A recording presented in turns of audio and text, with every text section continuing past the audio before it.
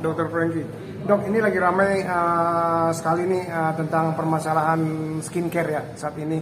Kemarin beberapa influencer datang ke BP POM untuk mungkin bisa dikatakan diberikan keterangan seperti apa sih yang harus skincare ini yang baik dan bagus untuk masyarakat. Menurut dokter seperti apa sih, Dok? Ini kemarin kan BPOM itu sudah coba menengahi atau memediasi ya, karena mungkin udah terlalu ricuh ya, ramai sekali dan keributan antar si A, si B, si C, si D, wah udahlah. Nah, jadi sama BPOM dipanggil influencer selebgram semua ya, kemudian dikasih tuh penjelasan, sharing lah, mereka saling tukar pikiran. Jadi diskusi ya, jadi itu mereka sering diskusi. Nah, jelas BPOM tuh kemarin mengatakan kalau misalnya tujuan BPOM itu sebenarnya adalah melindungi mereka sendiri. Kenapa? Karena jadi kalau misalnya kamu melakukan review atau mau testimoni itu boleh, tapi ada batas ya. Jadi bukan testimoni itu kan pengalaman kita memakai suatu produk.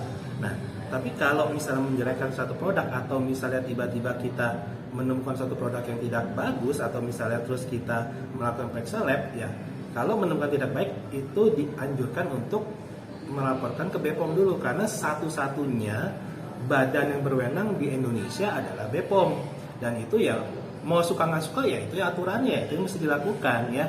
Nah kalau misalnya, tapi kan udah kita omong tuh BPOM tuh kerjanya lama segala macam. Nah kalau kayak gitu otomatis kita diskusi, kemudian kita ajak badan BPOM untuk kerja lebih cepat, lebih tanggap, dan itu caranya, tapi aturannya tetap begitu. Nah kenapa BPOM bilang itu benar? Kenapa? Karena kalau enggak, begitu kamu melakukan review sendiri, otomatis ada pihak yang akan merasa dirugikan. Nah hal begituan itu akan menjadi kericuhan, dan sedangkan akan akhir-akhirnya berpotensi ke arah hukum. Jadi ntar saling melapor kan nanti akhirnya ribut, rugi sendiri, malah jadi masuk ke ranah hukum. Nah jadi sebenarnya kan gini, aturannya jelas.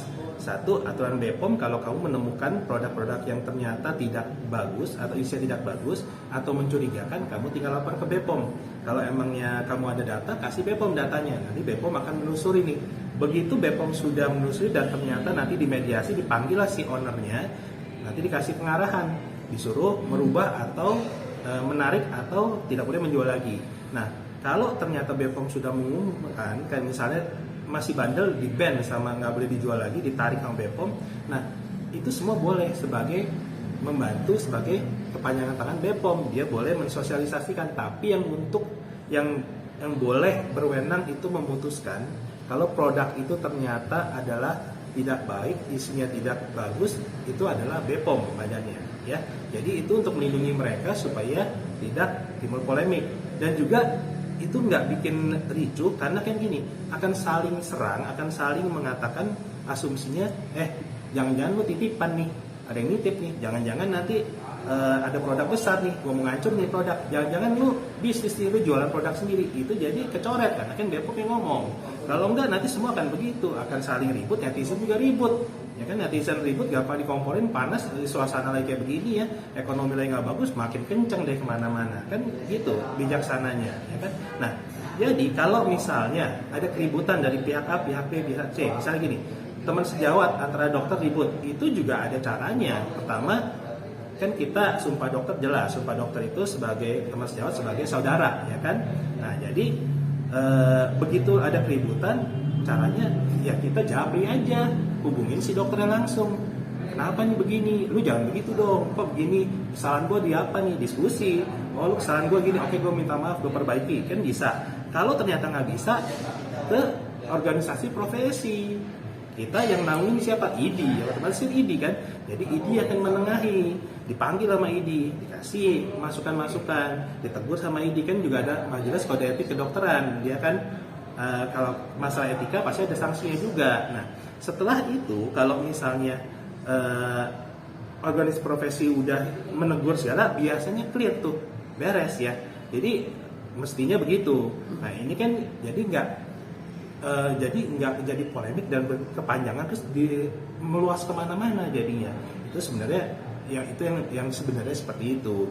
Oke dok, ini kan jadi ramai juga nih, seperti yang kata dokter Franky tadi katakan, mereka jadi saling lapor. mungkin kurangnya pengetahuan yang didapat dari BP POM atau penerangannya atau seperti apa sih dok sehingga mereka ini bisa saling kontak-kontakan apakah ini bisnis yang menguntungkan atau seperti apa dok? Nah jadi gini, emang sih beberapa menyatakan begini, beberapa influencer bilang iya BPOM itu aturannya sudah bagus, sudah baik semua, tapi nggak ada yang tahu pak katanya. BPOM kurang sosialisasi, jadi masyarakat tuh nggak ada yang tahu. Jadi kita bantu edukasi. Nah bener, kalau bantu edukasi itu setuju saya. Nah tetapi seperti undang-undang di Majelis Kode Etik Kedokteran, jadi influencer, selebgram jual produk nggak boleh pakai embel-embel dokter. Jadi kalau lu mau jual produk, lu mau promosi barang boleh, tapi dokternya lu buang dong, embel-embel dokternya jangan lu pakai gitu. Tapi kalau misalnya lu mau edukasi, setuju, khusus edukasi. Nah, jadi kalau misalnya ternyata kok nggak nyampe nih sosialisasi di BPOM, ya dibantu edukasi, bener, boleh dokter mengedukasi, tapi bukan berjualan produk atau menjelekkan produk misalnya, itu tugasnya ranahnya BPOM. Nah, kemudian kalau misalnya ditanya lagi, apakah dokter-dokternya pada gontok-gontokan, apa mereka tidak tahu aturannya? Oh jelas tahu. Teman-teman sejawat itu semuanya pinter-pinter, mereka tahu itu semua aturan dari ID, Majelis Kode Etik Kedokteran kan ada bukunya. Kita mau ngurus SIP, STR kan itu dipanggil semua, kumpul dulu, dikasih pengarahan segala, kemudian ada bukunya segala macam, jadi otomatis pasti tahu. Nah masalahnya cuman mau menjalankan atau enggak gitu loh. Nah kalau tidak mau menjalankan pasti ya ada konsekuensinya masing-masing. Oke dok, mereview itu adalah sebagian edukasi atau sebagian seperti apa dok?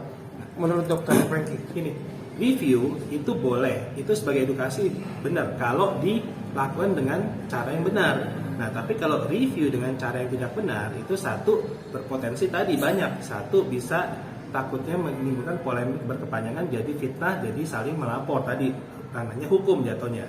Terus kedua, review itu rentan kalau misalnya dengan cara yang tidak benar itu jadi kayak apakah ada niat bisnis ya, ataukah ada titipan, ataukah ada jadi banyak sekali pikiran opini masyarakat akan berkembang tuh. Jangan-jangan ini titipan, jangan-jangan ini hanya buat bisnis aja, ini buat keuntungan sendiri, ini pansos lah segala macam. Jadi banyak kan semuanya, dan itu belum basar-basar dipakai segala macam, jadi panjang itu. Jadi sebenarnya kalau sebagai testimoni boleh tadi, dengan testimoni pengalaman, tapi kayak misalnya nih, saya memakai produk A, ternyata kok kulit saya kurang baik nih, kurang bagus, mungkin nggak cocok di kulit saya, mungkin di yang lain-lain saya nggak tahu ya gitu. Itu testimoni, itu nggak apa-apa, itu nggak melanggar hukum. Nah tapi kalau testimoni dengan cara seperti itu aman gitu. Tapi kalau misalnya udah kayak melewati melanggar wewenang ya, kayak misalnya kita sebenarnya tugasnya BPOM, kita ambil alih nih. Nah BPOM itu sudah menyatakan dia tidak pernah menunjuk satu orang pun untuk menggantikan tugas dia, wewenang dia, nggak ada. BPOM bilang ya ini tugas kami, dan itu jadi nggak perlu, kata BPOM, nggak perlu kalian ini menekan-nekan BPOM untuk bekerja. BPOM itu bekerja sebenarnya. Nah kalau laporan-laporan yang masuk ternyata lama ditanggapinya, nah itu yang kita perbaiki. Terus kita udah jelas ya, kalau kasus sekarang pasti BPOM akan bekerja lebih cepat ya, dan akan lebih cepat ditanggap. Pasti BPOM pun akan memperbaiki biar nggak terjadi lagi masalah-masalah seperti ini. Oke, saran dari Dr. Franky nih, ini polemik yang seperti ini nih, mungkin ada saran dari Dr. Franky untuk para influencer, dokter-dokter, daripada ribut mendingan bertemu di BP POM kayak kemarin itu kan sudah bagus. Apakah ada saran lagi dari dokter? Ini kalau saran saya sebenarnya edukasinya tetap nggak boleh stop. Jadi edukasi ke masyarakat itu salah satu pengabdian tugas dokter. Tapi edukasi yang benar nih ya. Edukasi jangan tanda kutip nih, edukasi ada keuntungan pribadi, edukasi dengan bisnis, edukasi dengan jualan produk, edukasi titipan, edukasi menyerang salah satu produk. Bukan, tapi edukasi yang murni edukasi buat masyarakat, biar tahu tentang kesehatan kulit, tentang skincare, itu sah. Ya, itu menurut saya boleh. Dan itu membantu BPOM. Nah, kalau misalnya ternyata menemukan hal-hal yang kurang baik, overtime segala macam, dilaporin ke BPOM. Nanti BPOM yang akan menelusuri. Setelah BPOM misalnya sudah berbicara, sudah menyatakan produk ini nggak baik, nah itu boleh mensosialisasikan, boleh membantu BPOM untuk memberikan pengarahan memberi informasi ke masyarakat kalau produk ini jangan dipakai loh, tapi yang menentukan adalah BPOM. Nah kemudian sama ini juga nih, jangan lupa dokter itu kan pengabdian ya, jadi ya masing-masing punya pilihan sih. Ada dokter yang pengabdian, ada yang dokter yang komersil nih. Kalau dokter yang komersil semua tentang duit itu sebenarnya nggak sesuai sumpah dokter dan tidak etis. Jadi masih dokter boleh kaya, boleh. Tapi dokter itu boleh kaya, tapi bukannya semua melulu dengan uang. Jadi kalau dia mau kaya ya boleh. Tapi bukannya berarti dia bilang saya menjual ini, saya mau jadi dokter paling kaya, saya mau jadi terkaya, saya mau dapat lebih banyak. Itu melanggar etika, enggak, karena sumpah dokter enggak seperti itu. Nah, kalau semua dokter mau kaya, jadi akan rebutan pasien, akhirnya jadi saling menjelekan pasien, gua ambil segala macam. Itu yang enggak etis. Dan benar, ada dokter Tirta kemarin pernah ngomong, kalau misalnya semua dokter mau kaya, udah dong, jadi sumpahnya itu dokter teman sejawat sebagai saudara, ya enggak dong. Kalau mau kaya kan bisnis, jadi ya saingan, bukan saudara lagi gitu. Itu logis gitu ya. Jadi itu pilihan masing-masing, tapi yang pasti satu, ada sumpah dokter, ada peraturannya, ada aturan BPOM, ada undang-undang negara kita, undang-undang kesehatan, ada aturan dari ID, ada Majelis Kode Etik Kedokteran, dan itu sebenarnya kalau diikutin semuanya aman mestinya.